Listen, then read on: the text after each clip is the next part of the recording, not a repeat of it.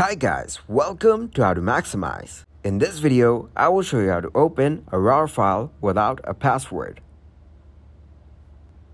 First, go to your web browser. Here, search for PassFab RAR Recovery. Open this website, passfab.com. Scroll down and click on Free Trial. This is the tool which will help us to open RAR files. Once it is downloaded, click to open it. Select OK. Then click Next to continue. Once it is done installing, click on Finish. Now you need to attach the encrypted file.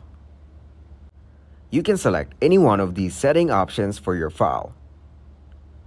Click on Add and select the file from its destination folder. Your RAR file will be opened without a password. Thanks for watching, and please leave a like, subscribe, and share.